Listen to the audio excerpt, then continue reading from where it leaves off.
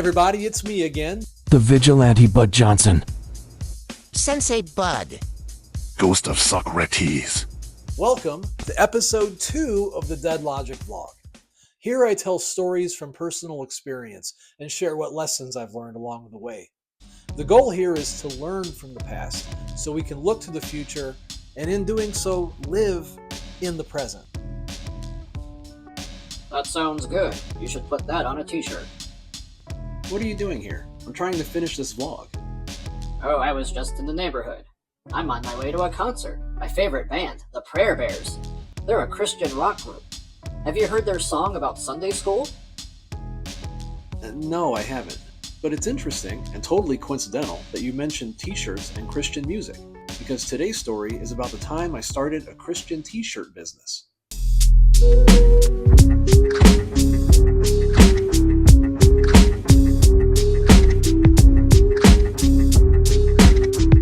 Today's story takes us back to the summer of 2004. See, I graduated college with a degree in theology and philosophy, and I did ministry in various forms for over a decade. Now, my views on God and religion have changed a lot since that time, but I can remember how much I wanted to make a difference in the world. And in the summer of 2004, I thought I could do that by making t-shirts. So what do you believe now?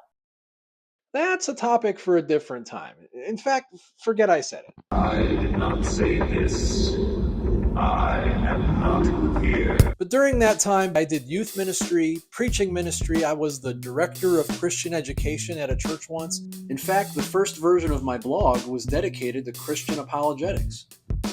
And like I said, at one point, I wanted to start a Christian t-shirt business. You see, I started this t-shirt business because every time I would go to a Christian bookstore or I'd go to a Christian event, I'd always see the corniest t-shirts. My goal was to create meaningful shirts that weren't corny or dorky. No copied logos of popular brands, no weird puns. I wanted to make shirts that were an interesting conversation starter, and at the very least wouldn't make you look like a doofus for wearing it. M-E-T-H-O-D, man. M-E-T-H-O-D, man. M-E-T-H-O-D, man. M-E-T-H-O-D, man. We went to the Cornerstone Music Fest in Orlando, Florida.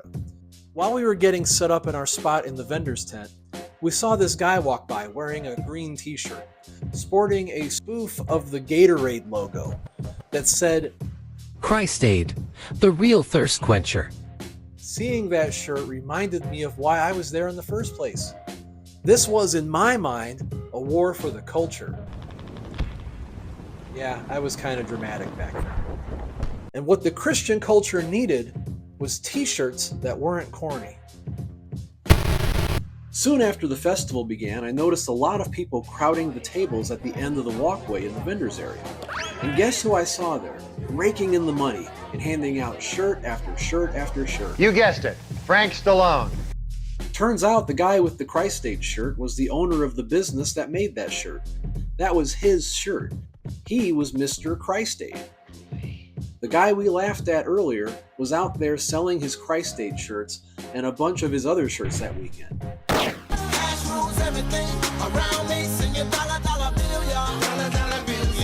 Meanwhile, we just sat at our table, watching the people walk by. Every once in a while, someone would stop and look at our shirts and then move along. You see, I learned a valuable lesson that day. Corny sells. Or at least it can sell.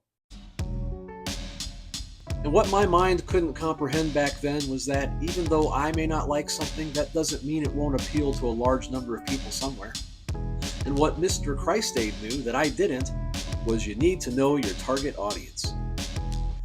Why did I always see corny shirts in the Christian bookstore? Why did I always see people wearing corny shirts at Christian events? It wasn't because no one had thought to create more meaningful shirts. It wasn't like the culture was just waiting for a revolutionary like me to come along and change the t-shirt game. The truth was a lot simpler. You always saw those shirts because people kept buying those shirts. People like those shirts. And I'll be honest, I still don't know why people like those shirts. But there are also people out there who bought these shirts, so what do I know? I try not to judge, and I really don't have much room to talk. I dress up like a lobster and jump kick Hulk Hogan. What? But I am reminded of our most popular shirt, and by popular I mean the only shirt that anyone actually bought. That black shirt with a Celtic cross on the front and the prayer of St. Francis on the back. There are parts of this prayer that have always stuck with me, this section in particular. May I not so much seek to be consoled as to console, to be understood as to understand, to be loved as to love. The idea of trying to understand more than to be understood feels like the opposite of how most people operate on social media. We want our opinions heard. We believe they should be heard. And I get it. I mean, I'm here making this vlog and I want people to hear what I have to say too. And we all want that hit of dopamine that we get whenever someone likes our post. Speaking of which,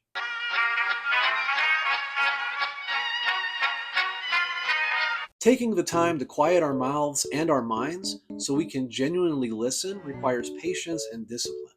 But I believe it's worth it. I believe that if we understood each other more clearly, there would be less conflict.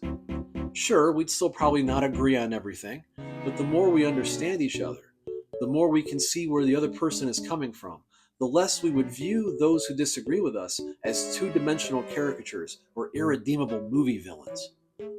The prejudices we hold stem from ignorance and are fueled by lack of knowledge and compassion. Having a better understanding can lead to more productive conversations and less irrational hate. And if we listen closely and pay attention to what people do and say, we will have a better idea of who we should avoid. Because some people just suck. Well, that all makes sense to me. Anyway, I'm off to the concert. I can't wait to buy a new Prayer Bears shirt.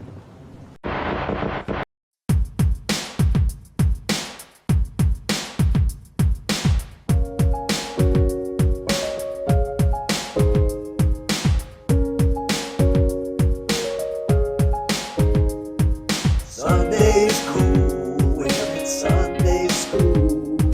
Sunday's cool. Yeah. Sunday's cool, when it's Sunday school.